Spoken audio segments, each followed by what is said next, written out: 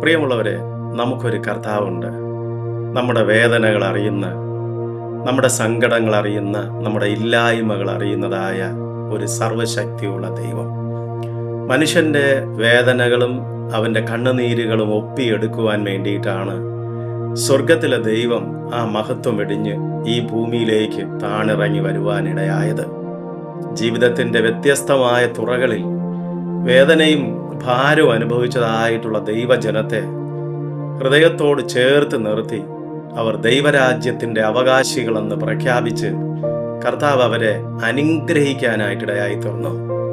ഇന്നലെയും ഇന്നും എന്നേക്കും അനന്യനായ ആ കർത്താവിൻ്റെ സാന്നിധ്യം ഇന്ന് ഈ സന്ദേശം കേൾക്കുമ്പോൾ നമ്മോട് കൂടെയുണ്ട്.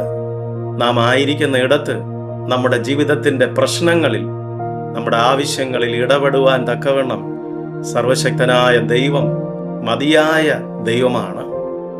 ഈ ലോകത്തിലെ മിക്കവാറും എല്ലാ മനുഷ്യരും ചില ഹാർഡ് ടൈമിലൂടെ കടന്നു പോകാറുണ്ട്. ചില വേദന നിറഞ്ഞ സാഹചര്യങ്ങളിലൂടെ കടന്നു പോകാറുണ്ട്.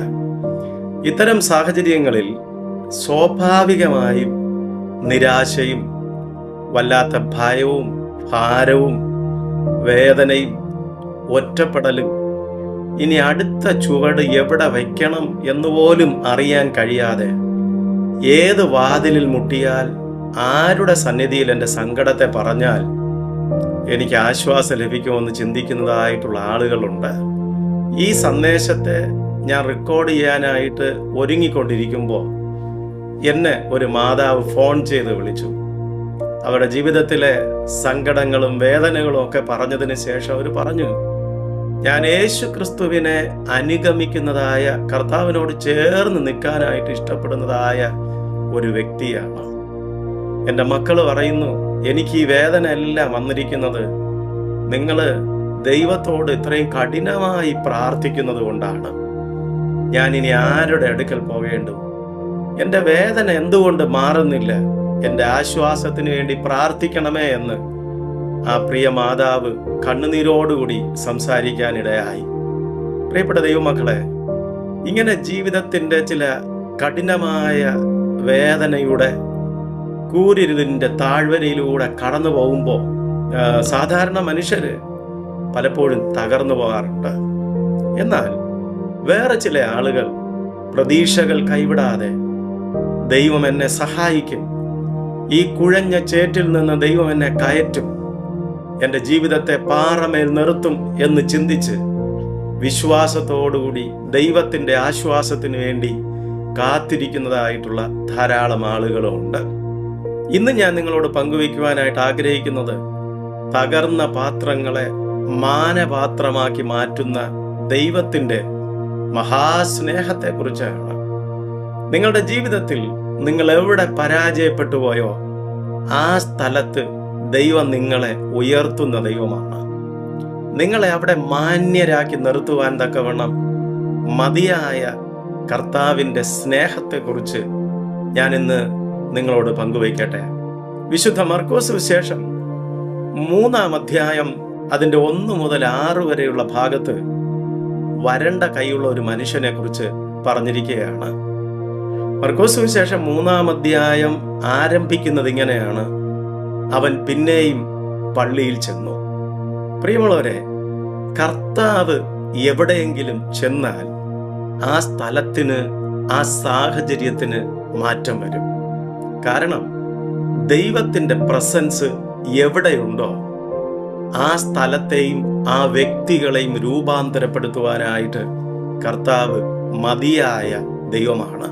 മർക്കോസ് സുവിശേഷം 5-ാം അധ്യായത്തിൽ നമ്മൾ വായിക്കുന്നത്, യേശു ഗദര ദേശത്തെത്തി.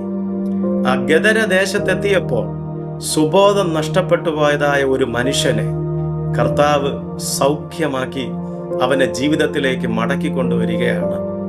യോഹന്നാൻ 4-ാം അധ്യായം, യോഹന്നാൻ എഴുതിയ സുവിശേഷം 4-ാം അധ്യായത്തിൽ നമ്മൾ വായിക്കുന്നു, യേശു കർത്താവ് ശമരിയ പട്ടണത്തിൽ ചെന്ന് അവിടെയുള്ള ഒരു സ്ത്രീയോട് സംസാരിച്ചു കഴിയുമ്പോൾ ആ സ്ത്രീ മശികയെ കണ്ടെത്തിയവളായി ആ പട്ടണം മുഴുവനും സുവിശേഷീകരിക്കുന്നവളായി മാറുകയാണ്. കർത്താവ് ഏതെങ്കിലും ഒരു സ്ഥലത്തോ ഏതെങ്കിലും ഒരു വ്യക്തിയുടെ അടുക്കലോ ഏതെങ്കിലും ഒരു ഭവനത്തിലോ കടന്നു ചെന്നിട്ടുണ്ടെങ്കിൽ ആ ഭവനത്തിൻ്റെയും ദേശത്തിൻ്റെയും വ്യക്തി ജീവിതത്തിലും ഒക്കെ ഒത്തിരി രൂപാന്തരങ്ങൾ വന്നു എന്ന് നമ്മൾ വായിച്ചെടുക്കുകയാണ്. പ്രിയപ്പെട്ട സഹോദരങ്ങളെ, നമ്മുടെ ജീവിതത്തിലേക്ക്, നമ്മുടെ കുടുംബത്തിലേക്ക്, നമ്മുടെ ചുറ്റുപാടിലേക്ക്, നമ്മുടെ പ്രശ്നങ്ങളിലേക്ക് കർത്താവിനെ ക്ഷണിക്കുമെങ്കിൽ ദൈവം തമ്പുരാൻ നമ്മുടെ വീട്ടിലേക്ക്, നമ്മുടെ സാഹചര്യത്തിലേക്ക് കടന്നു വരും.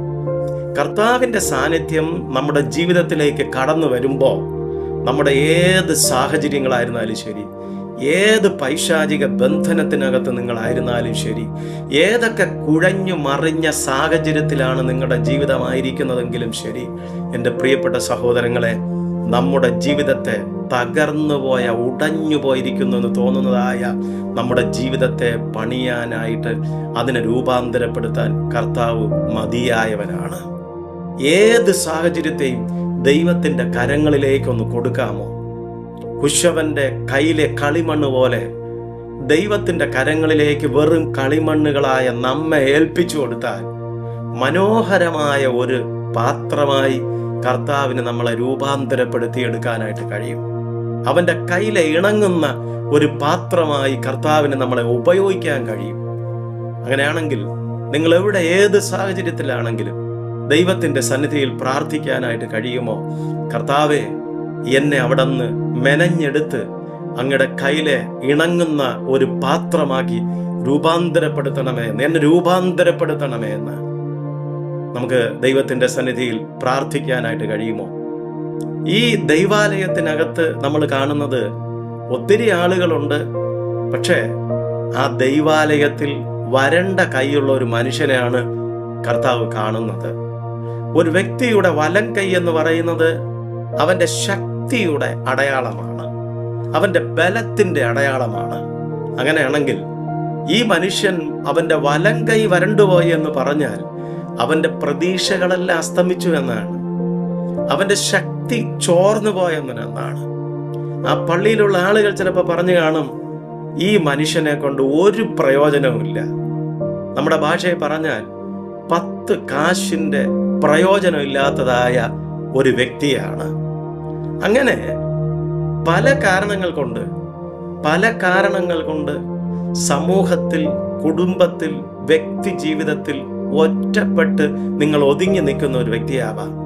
വിദ്യാഭ്യാസത്തിൻ്റെ പേര് പറഞ്ഞ്, സമ്പത്തിൻ്റെ പേര് പറഞ്ഞ്, പിന്നെന്താ ജാതിയുടെയും വർഗത്തിൻ്റെയും പേര് പറഞ്ഞ് നിങ്ങൾ ഒരുപക്ഷെ സമൂഹത്തിൽ ഇതുപോലെ ഒറ്റപ്പെട്ട് നിൽക്കുന്ന ഒരു വ്യക്തിയായിരിക്കാം. കർത്താവ് കടന്നു വരുന്നത് മെജോറിറ്റിയെ കാണാനല്ല, ഇതുപോലെ സ്തോത്രം തകർന്നിരിക്കുന്ന ചിലരെ കാണാൻ വേണ്ടിയിട്ടാണ്.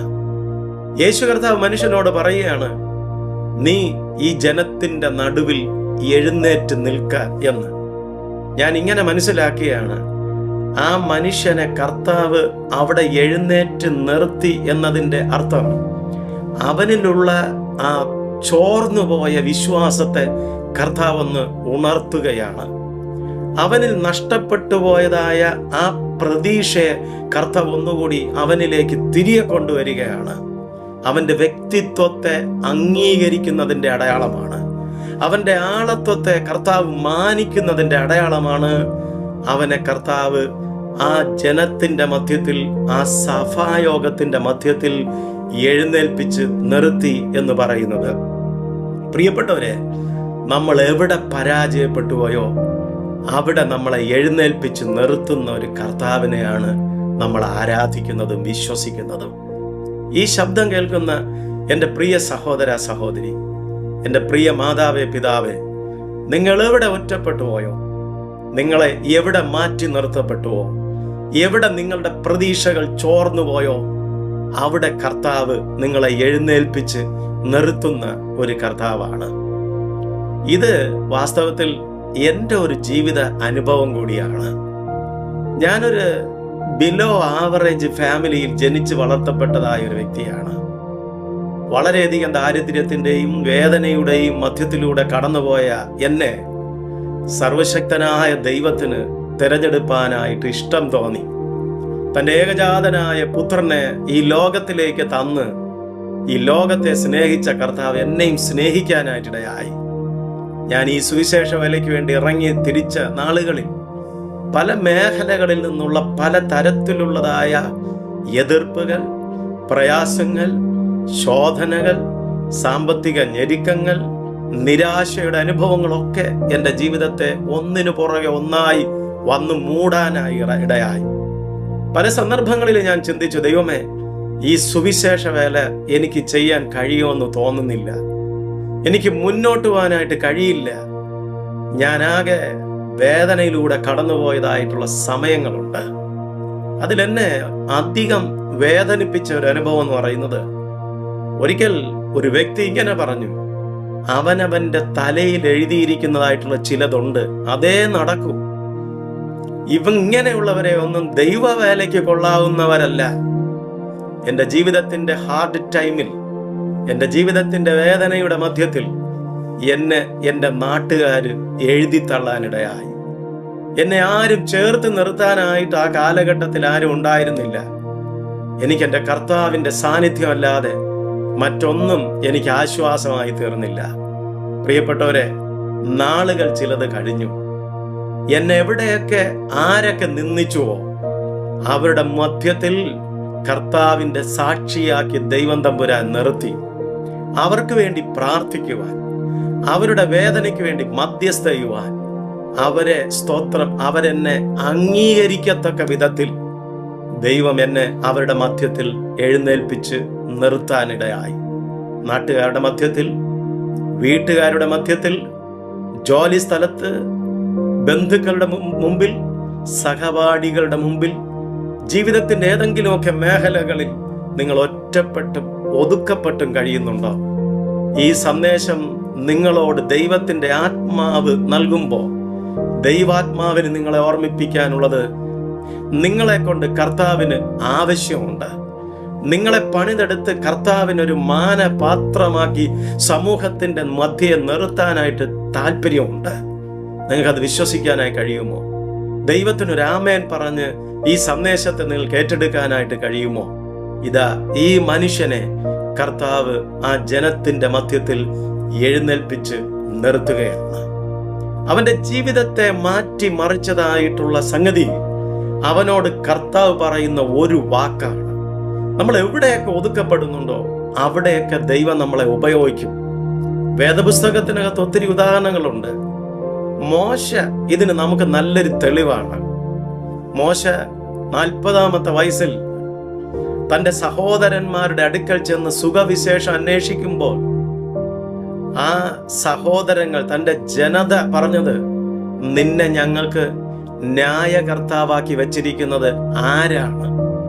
നിന്നെ ആരാണ് ഞങ്ങൾക്ക് ലീഡറാക്കിയതെന്ന് ചോദിച്ച് മോശയെ അവർ അവിടെ നിന്ന് വിരട്ടി ഓടിക്കുകയാണ്. മോശയുടെ ചരിത്രം നമ്മളെ പഠിപ്പിക്കുന്നത്, അവിടെ നിന്ന് മോശ നേരെ ഹോരേബിലേക്ക് ഓടുകയാണ്. തന്റെ അമ്മായപ്പന്റെ വീട്ടിൽ യിത്രോയുടെ അടുക്കൽ എത്തുകയാണ്. അവിടെ ചെന്ന് ആടുകളെ മേച്ച് കഴിഞ്ഞതായിട്ടുള്ള ആ മനുഷ്യനെ 40 വർഷങ്ങൾക്ക് ശേഷം ഹോരേബിൽ വെച്ച് ദൈവം തമ്പുരാൻ വീണ്ടും സന്ദർശിക്കുമ്പോൾ ആ ജനത്തിന്റെ അടുക്കലേക്ക് മടക്കി അയച്ച്, നിങ്ങളുടെ പിതാക്കന്മാരുടെ ദൈവമാണ് എന്നെ നിങ്ങളുടെ അടുക്കൽ അയച്ചിരിക്കുന്നതെന്ന് പറയാൻ മോശയെ ദൈവം കരുത്തുള്ളവനാക്കി മാറ്റിയെങ്കിൽ, പ്രിയ ദൈവത്തിന്റെ പൈതലെ, നീ കടന്നുപോയിക്കൊണ്ടിരിക്കുന്ന ഈ ഹാർഡ് ടൈം ഉണ്ടല്ലോ, അത് നിന്നെ പണിതെടുക്കുന്ന നാളുകളാണ്, വിശ്വാസത്തിൽ ഉറപ്പിക്കുന്ന നാളുകൾ. നിന്റെ ദൈവം നിന്നെ കണ്ടുകൊണ്ടിരിക്കുകയാണ്. അവന്റെ അടുക്കലേക്ക്, അവന്റെ കരങ്ങളിലെ ഒരു ഇണങ്ങുന്ന ആയുധമാക്കി ദൈവം തമ്പുരാൻ രൂപാന്തരപ്പെടുത്തിക്കൊണ്ടിരിക്കുന്ന നാളുകളാണ് ഈ നാളുകൾ. ഹല്ലേലൂയ, സ്തോത്രം. ലൂക്കോസ് സുവിശേഷം 5-ാം അധ്യായത്തിൽ രാത്രി മുഴുവനും അധ്വാനിച്ചിട്ട് ഒന്നും കിട്ടാതെ നിരാശനായിട്ട്, സ്തോത്രം, കടൽക്കരയിൽ വന്നതായ പത്രോസ് ദൈവത്തിന്റെ വചനം കേട്ട് കഴിഞ്ഞ് പത്രോസ് യേശുവിന്റെ വാക്കനുസരിച്ചപ്പോൾ അവന്റെ പടക് നിറയെ, സ്തോത്രം, പെരുത്ത മീൻകൂട്ടത്തെ കൊടുത്ത് തമ്പുരാൻ അനുഗ്രഹിച്ചത് നമ്മൾ അവിടെ വായിക്കുകയാണ്. എവിടെ പത്രോസ് പരാജയപ്പെട്ടുവോ അവന്റെ തൊഴിലിടത്തിൽ, അവന്റെ തൊഴിലിൽ ദൈവം തമ്പുരാൻ അവനെ ഉയർത്തുകയാണ്. നിന്റെ ബിസിനസ്സിൽ, നിന്റെ തൊഴിലിൽ, ഹല്ലേലൂയ, നിങ്ങളുടെ വിദ്യാഭ്യാസത്തിൽ, നിങ്ങളായിരിക്കുന്ന തൊഴിലിടത്തിൽ പരാജയപ്പെട്ടു പോയോ? കർത്താവ് പറയുകയാണ്, നിങ്ങളെ ഉയർത്താൻ, നിങ്ങളെ നിർത്താൻ, നിങ്ങളെ മാനിപ്പാൻ ഞാൻ മതിയായവനാണ്. ഇവരുടെയൊക്കെ ജീവിതത്തിൽ എപ്പോഴാണ് ഇവർ മാന്യരായി തീർന്നത്? എപ്പോഴാണ് ഇവരുടെ ജീവിതം പാടെ മാറിയത്? ഒരൊറ്റ കാര്യമാണ്. ഈ വരണ്ട കൈയുള്ള മനുഷ്യനോട് കർത്താവ് പറഞ്ഞു, നിന്റെ കൈ നീട്ടുക. അവൻ നീട്ടിയപ്പോൾ സ്തോത്രം, അവന്റെ കൈ പഴയതുപോലെ ആയിത്തീരാൻ ഇടയായി. പത്രോസ് തന്റെ വല വീശിയപ്പോൾ, കർത്താവിന്റെ വാക്കനുസരിച്ച് ആ വല വീശിയപ്പോൾ അവൻ എവിടെ പരാജയപ്പെട്ടു പോയോ അവിടെ അത്ഭുതം കാണാനിടയായി. മോശ എവിടെയാണോ പരാജയപ്പെട്ടത് അതേ സ്ഥലത്ത് ദൈവത്തിന്റെ ശബ്ദം കേട്ട് കഴിഞ്ഞ് അവൻ മടങ്ങിപ്പോയപ്പോൾ കർത്താവ് അവനെ ആ ജനത്തിന്റെ നായകനാക്കി ദൈവം ഉയർത്തുവാനായിട്ട് ഇടയായി തീർന്നു. പ്രിയപ്പെട്ടവരെ, ഇവരുടെയൊക്കെ ജീവിതം മാറാനായിട്ടുള്ള ഒരൊറ്റ കാരണം യേശു ക്രിസ്തുവിന്റെ അല്ലെങ്കിൽ ദൈവം അവരോട് പറഞ്ഞതായ ഒരു വാക്കാണ്. ഞാൻ പറയട്ടെ, ദൈവത്തിൽ നിന്ന് നിങ്ങളൊരു ശബ്ദം കേട്ടാൽ കർത്താവ് നിങ്ങളോട് പറയുന്ന ഒരു വാക്ക് മതി നമ്മുടെ ജീവിതത്തെ മുഴുവനും രൂപാന്തരപ്പെടുത്താൻ. ദൈവം നമുക്ക് നൽകുന്ന വചനത്തെ നമ്മൾ വിശ്വാസത്തോടെ അനുസരിക്കുമ്പോൾ, ദൈവം നമുക്ക് നൽകുന്നതായിട്ടുള്ള ആലോചനയെ നമ്മൾ വിശ്വാസത്തോടെ ഏറ്റെടുക്കുമ്പോൾ കർത്താവിന്റെ മഹത്വകരമായ സാന്നിധ്യം നമുക്ക് നമ്മുടെ ജീവിതത്തിൽ അനുഭവിക്കാനായിട്ട് കഴിയും. ഹല്ലേലൂയ.